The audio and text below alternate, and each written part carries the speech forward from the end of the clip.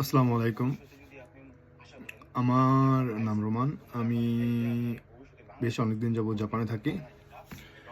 Recently আমার এই ফেসবুকের ফিডগুলাতে দেখা যায় যে জাপান বিষয়ক অনেকের বিভিন্ন রকম কথাবার্তা, অনেকের এক্সপেরিয়েন্স শেয়ারিং এবং আমার কাছে যেটা মনে হইছে সেটা হচ্ছে অধিকাংশ মানুষই ভুল ইনফরমেশনগুলা স্প্রেড করতেছে।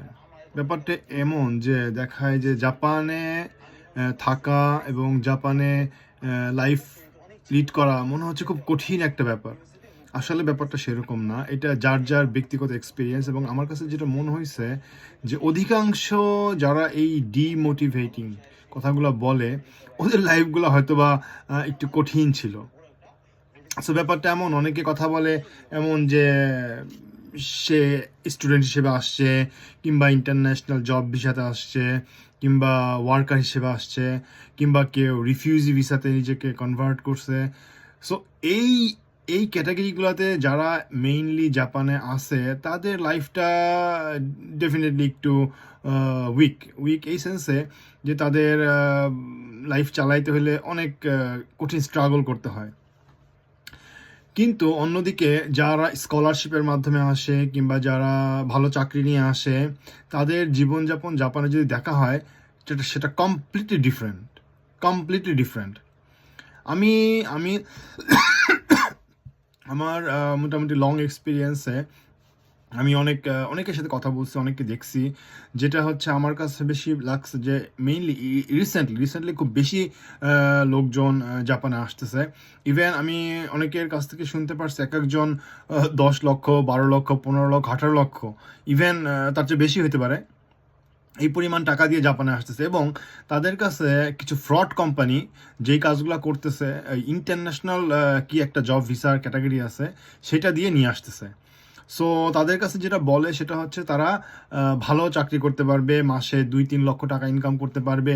কিন্তু যেটা রিয়েল সিনারিও সেটা হচ্ছে আমি কয়েকজনের সাথে কথা বলছি। কথা বলার পর যেটা দেখতে পারছি সেটা হচ্ছে যে তারা বাংলাদেশে ভালো কোয়ালিফাইড না কিংবা ভালো কাজ করতেছে না কিংবা একজন হয়তো বা ডিফারেন্ট কোনো সেক্টরে কাজ করতেছে তাকে একটা ইঞ্জিনিয়ারিং জবের ভিসার ব্যবস্থা করে দিছে।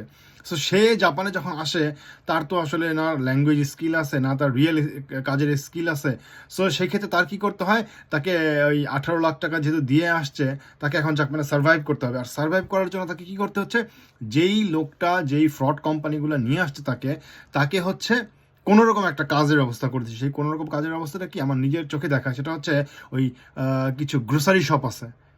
আর এগুলা অধিকাংশই হচ্ছে জাপানের বিভিন্ন জায়গাতে আছে। ওই গ্রোসারি শপে তাদের ওই ঘন্টা আওয়ারে কাজ দিয়ে দেয়। সো তখন তাদের অবস্থাটা এমন হয় তারা না পারে কিছু বলতে, না পারে কিছু করতে। ইভেন একজন আমাকে একদিন দুঃখ করে বলছে যে, "ভাই, আমার এখন ১৪ লক্ষ টাকা ঋণ আছে। আমি বাংলাদেশে ভালো চাকরি করতাম। এখন ওই চাকরি বাদ দিয়ে আমি মাসে আমাকে বলছে ২ লক্ষ টাকা বেতন। আমি সব খরচ করে মাসে ১ লক্ষ টাকা সেভ করতে পারবো। সো আমি তার উপর ভরসা করে আসছি। এখন আমার প্রত্যেক দিনে আমার ১২ ঘন্টা কাজ করতে হয় এবং আমার যদি সম্ভব হয় তো আমি কালকেই মনে হয় বাংলাদেশে ব্যাক করি। কিন্তু আমার পক্ষে সেটা সম্ভব না। সো আমাকে কষ্ট করে এই টাকা উপার্জনের জন্য এখানে কাজ করতে হচ্ছে।" সো এরকম একজন না, এরকম আরও অনেকের আমি কথা শুনছি। কথা শোনার পর আমার কাছে যেটা মনে হয়েছে যে কিছু ফ্রড লোক টাকার জন্য এই মানুষকে মানে পুরো ভুল পথে নিয়ে আসতেছে এবং ভুলভাবে জাপানে নিয়ে আসতেছে এবং এতে করে সমস্যাটা যেটা হচ্ছে জাপান ট্রাস্ট করে ওদের হিউম্যান রিসোর্স অনেক কম, ওদের অনেক মানে লোকবল দরকার। কারণ সেই ক্ষেত্রে ভিসাটাকে অনেকখানি ইজি করছে। যার কারণে স্টুডেন্ট ভিসা হোক কিংবা যে কোনো ভিসাই হোক, অনেককে খুব ইজিলি তারা হয়তো ভিসা পাচ্ছে। কিন্তু সমস্যা হচ্ছে অধিকাংশ ভিসাতেই যাদের নিয়ে আসছে তারা হচ্ছে ভুলভাবে। তার মানে হচ্ছে যে যাকে হিউম্যানিটিজ এবং ইন্টারন্যাশনাল সার্ভিস যে একটা ভিসার ক্যাটাগরি আছে তাকে যেন তেন তাকে সেই ভিসার ক্যাটাগরি দিয়ে বলে নিয়ে আসতেছে, মানে ফলস ইনফরমেশন দিয়ে নিয়ে আসতেছে। So সেই ছেলেটা যখন জাপানে আসতেছে আসলে সে সেই কাজের যোগ্য না। সে এখানে এসে মানে কোনো মতে জাপানে ঢুকতে পারলেই তো মনে হচ্ছে তার সাকসেস, কিন্তু আসলে টোটালি ডিফারেন্ট। সে জাপানে আসার পর বরং সে প্রতিটা মুহূর্তেই রিগ্রেট করতেছে যে আমার তো ভুল হয়েছে। ভুলটা আসলে তার যতটুকু না, তার চেয়ে বেশি হচ্ছে যেই মানুষটা তাকে মিথ্যা কথা বলে জাপানে আনার জন্য একটা পাত বের করে দিছে।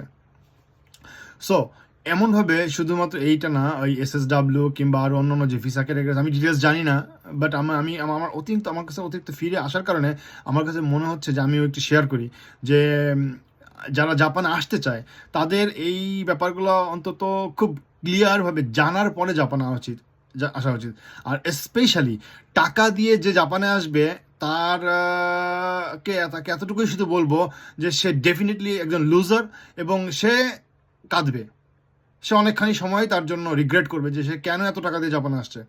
জাপানে আসার জন্য টাকা দিয়ে যদি আসতে হয় সেটা ডেফিনেটলি সে হইতে পারে, হ্যাঁ, ল্যাঙ্গুয়েজ কোর্সে যারা আসতেছে, আমি ল্যাঙ্গুয়েজ কোর্সের অনেক স্টুডেন্টের সাথে কথা বলে দেখছি, যে জিনিসটা আমি মানে আমার নিজের কাছে মনে হয়েছে যে একটা ছেলে সে যদি সত্যি পড়াশোনার উদ্দেশ্য নিয়ে আসে, মানে জাপানিজ ল্যাঙ্গুয়েজে ভর্তি হয়ে সে আসবে জাপানের জন্য, সো সে জাপানে কিছুদিনের জন্য হয়তো বা 2 বছরের জন্য তার একটু কষ্ট করে পড়াশোনা করতে হবে এবং পার্ট টাইম জব করতে হবে, তাকে আসলে একটু স্ট্রাগলিং টাইমের মধ্যে যেতে হবে। বাট এই 2 বছরে সে একটা ভালো স্কিল তৈরি করার পরে, ভাষাগত যোগ্যতা তৈরি করার পরে, তারপরে সে যদি কোনোরকম একটা ট্রেড কোর্স, ডিপ্লোমা, সামথিং কোনো একটা কিছু করে, আরও 2-3 বছর সময় স্পেন্ড করে সে, তাহলে এতটুকু বলা যেতে পারে তার লাইফটা ডেফিনেটলি সেট হয়ে যাবে। কিন্তু যারা এর বাইরে শুধুমাত্র ইনস্ট্যান্ট টাকা ইনকামের উদ্দেশ্যে, ল্যাঙ্গুয়েজ না শেখার উদ্দেশ্যে, এবং ওই ইঞ্জিনিয়ারিং ভিসা, SSW কিংবা সামহাও আদার ভিসা দিয়ে যারা নাকি ওই আদম ব্যবসা করে, তাদের মাধ্যম দিয়ে যারা টাকা খরচ করে জাপানে আসতেছে, তারা ডেফিনেট রিগ্রেট করবে। সো তাদেরকে আমি এতটুকু রিকোয়েস্ট করব কিংবা অ্যাডভাইস করব যে এইভাবে যেন কেউ জাপানে না আসে। জাপানে আসতে হলে আপনি পড়াশোনার জন্য কিংবা ভালো চাকরি, যদি সত্যিই ভালো চাকরি হয় সেই চাকরি দিয়ে, আদারওয়াইজ জাপানে আসার দরকার নেই। কারণ জাপানে আসার পরে যদি কষ্টই করতে হয় এবং প্রতি মুহূর্ত কান্না করতে হয় যে আমি এতগুলো টাকা দিয়ে আসলাম লোন করে, সেটা তো ভুল হয়েছে। সো সেটা কখনোই ঠিক হবে না। তার চাইতে বরং আসলে ভালোভাবে আসা কিংবা না আসা। জি, ধন্যবাদ।